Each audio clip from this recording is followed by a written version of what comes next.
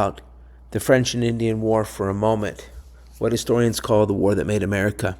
So these are the bullet points of what you have to or should be looking at, trying to remember for this topic.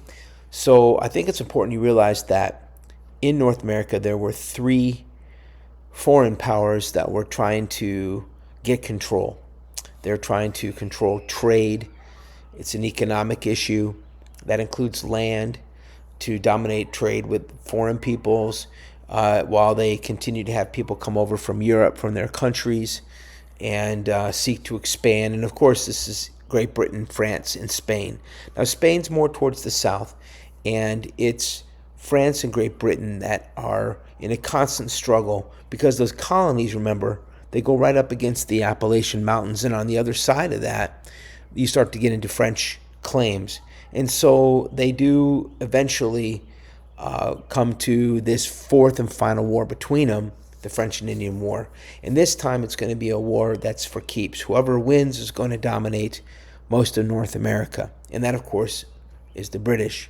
So again, the reasons are economic and political, I guess you could say, dominating trade, expanding land claims.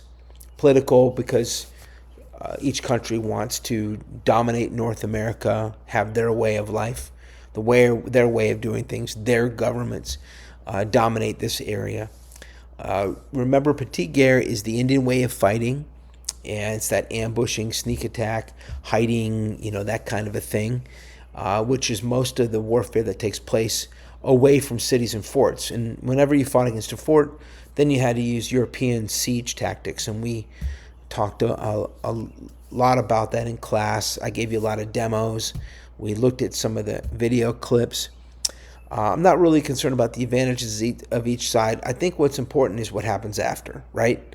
So you remember the two maps in your packet showing before the war and after the war, and that the French really are pushed out of North America. Great Britain gets Canada and a lot more, and the French they're on the outside looking in now. And it looks like for the colonists, like it's a bright future because everything to the west now is open.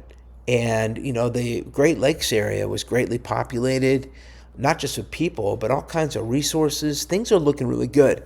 But in the end, there are two really big problems that come to the surface, which are going to change the way the British treat the colonies forever. They will go from this hands-off, salutary neglect, the just leave them alone kind of governing, allowing their colonial assemblies to govern each colony and work with a royal governor who represented a king. And now they're going to be hands-on because they have the debt from the war. Because remember, this war sparks a worldwide war, a global war called the 7 Years' War. It begins in North America and spreads around the world. And there's a lot of money the British government owes. I mean, actually, the French do too. Both these countries go into great debt.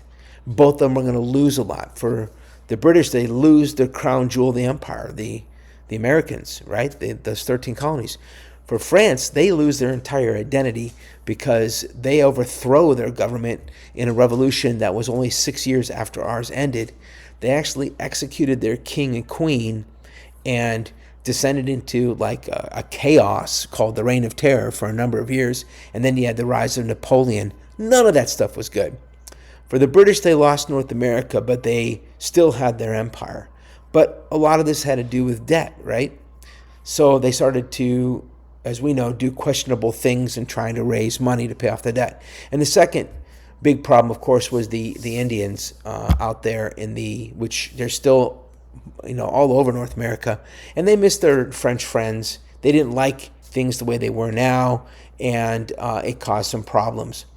All right, so that's a look at the French and Indian War, which we call the war that made America because of those problems, which 12 years later lead to the American Revolution.